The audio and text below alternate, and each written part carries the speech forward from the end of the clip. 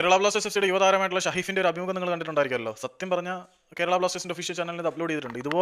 ഇതുപോലുള്ള താരങ്ങളെയാണ് ഏതൊരു ക്ലബ്ബും ആഗ്രഹിക്കുന്നത്. കാരണം എന്തൊരു വിനയമായിട്ടാണ് പുള്ളി സംസാരിക്കുന്നത്. വളരെ ഹമ്പിളാണ്. അതുകൂടാതെ ഗോൾ സ്കോർ ചെയ്യാൻ കഴിഞ്ഞാൽ വളരെ സന്തോഷമുണ്ടെന്ന് ഷഹീഫ് തുറന്നു പറയുന്നുണ്ട്. പിന്നെ മറ്റുള്ള പലരും ലാക്ക് ചെയ്യുന്ന കമ്മ്യൂണിക്കേഷൻ ഇസ് കീ. തന്റെ സഹതാരങ്ങളോട് കമ്മ്യൂണിക്കേറ്റ് ചെയ്ത് കാര്യങ്ങൾ പഠിക്കാനുള്ള ഒരു മനസ്സ് ഒരു സ്റ്റുഡിയസ് ആയിട്ടുള്ള ഒരു ഫുട്ബോൾ പ്ലെയറെ സംബന്ധിച്ചിടത്തോളം വളരെ അത്യാവശ്യമുള്ള കാര്യമാണ്. ഷഹീഫിന് അതുണ്ട്. പുള്ളി അത് വളരെ വ്യക്തമായിട്ട് പറഞ്ഞിട്ടുണ്ട്. മിലോസിനോടും ഹോർമിയോടൊക്കെ സംസാരിക്കുന്നത് വഴി തനിക്ക് ഒരുപാട് ഇമ്പ്രൂവ് ആവാൻ പറ്റിയിട്ടുണ്ട്. അപ്പം താരങ്ങളുമായിട്ട് അങ്ങനെ ബ്ലെൻഡ് ആവണം എന്ന് ആൾ നല്ലൊരു എക്സാമ്പിൾ തന്നെയാണ്. ഇനി ഒരു പ്രീ സീസൺ മത്സരമുണ്ട്, അതിനകത്ത് നന്നായിട്ട് പെർഫോം ചെയ്യണം എന്ന് പറയുന്നുണ്ട്. പിന്നെ സിസ്റ്റത്തിനെ ഒരിക്കലും കുറ്റം പറയാതെ അഡാപ്റ്റബിലിറ്റി ഉള്ള താരം തന്നെയാണ് അദ്ദേഹം. അതായത് പലരും തന്റെ പൊസിഷൻ മാറി കളിക്കുന്നതിന്റെ പേരിൽ കുറ്റം പറയുന്നുണ്ട്. ബ്ലാസ്റ്റേഴ്സിൽ നമ്മൾ ഒരുപാട് താരങ്ങൾ എക്സാമ്പിൾ അങ്ങനെ തന്നെയാണ്. സിസ്റ്റത്തിനെ കുറ്റം പറഞ്ഞിട്ട് സ്വയം എസ്കേപ്പ് ആവുന്നത്. അങ്ങനെ സിസ്റ്റത്തിനെ ഒന്നും കുറ്റം പറയുന്നില്ല.